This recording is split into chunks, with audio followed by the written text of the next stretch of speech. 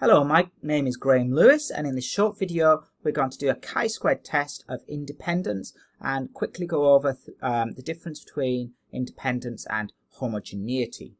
If you haven't watched the chi-squared test for homogeneity, which I made, I would recommend you watch that first, because I think that would be very useful, because I will be assuming you know the mechanics, etc.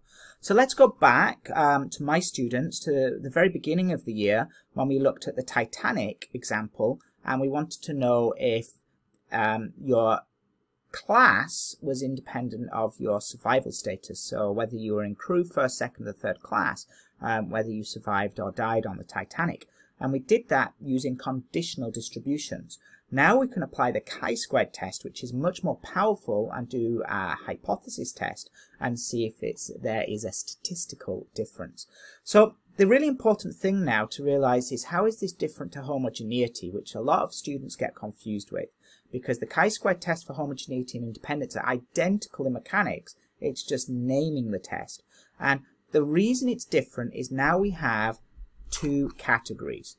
We had a category on the vertical table and a category on the horizontal. So when you have a category versus a category, that is actually independent. When you have one category and say different groups, that's homogeneity.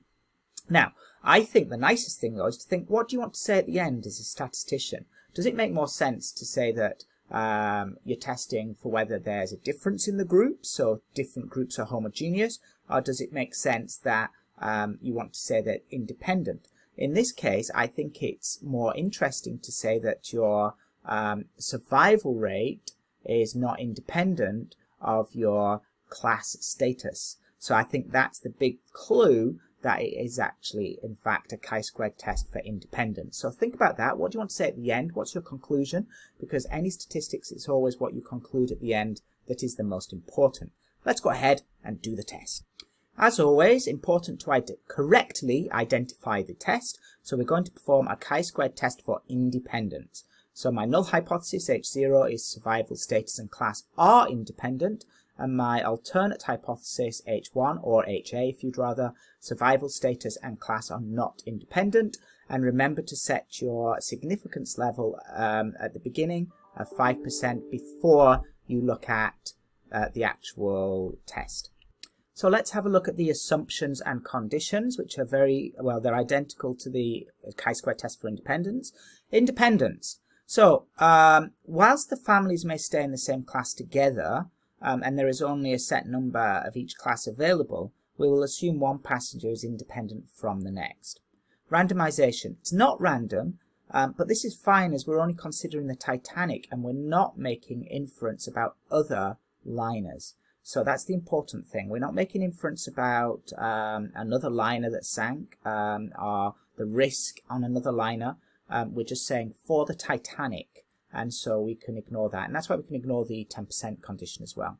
The expected counts need to be greater than or equal to 5, so we need to check those. Because our numbers are so large, I don't think we're going to have any problem. And yes, we have counted data. So I used Excel to work out the expected counts. If you remember, that's the row column times the row total times the column total divided by the grand total. And I used Excel. So the mechanics, the degrees of freedom are the rows minus 1 times the columns minus 1. I explained that in the independence video if you need to refresh on that. So it's 2 minus 1 multiplied by 4 minus 3, so we've got a degrees of freedom of 3. The chi-squared test statistic, as normal, is the sum of the observed minus the expected all squared divided by the expected. And I used Excel to get the expected values. The expected values are the row total times the column total divided by the grand total. Remember, expected counts are fine as decimals, they're perfect, but observed ones must be obviously integer values. So all of these are clearly greater than 5 as we expected, so we're good to proceed.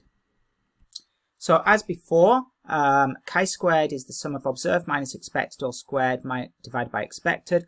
I would say show 3. So I'm going to put another one in here. I'm not going to actually do it. I'll just write blah over blah. I would recommend always doing 3. And then I used my TI 83 plus here to get a chi-squared test statistic of 187.8, which is rather large. So when I look at the probability of my test statistic being bigger than 187.8, I get an incredibly small number, which means that we're really far down here, and so we're going to reject H0. So we reject H0 in favour of H1 because the class status and survival rate are not independent. This does not tell us how it is not independent, i.e. do third class people die more? So looking at the standardised residuals would be beneficial because that would give us an indication of looking at the bigger swings, which I did for the independence video. And also remember, this is not causation. It doesn't tell us anything. It only tells us what actually happened. Also, I didn't do a side-by-side bar chart, which I should have done, but I did that in the independence video. Thank you very much for watching. If you like this video, give it a thumbs up and please subscribe to my channel, and I hope everyone has a wonderful day.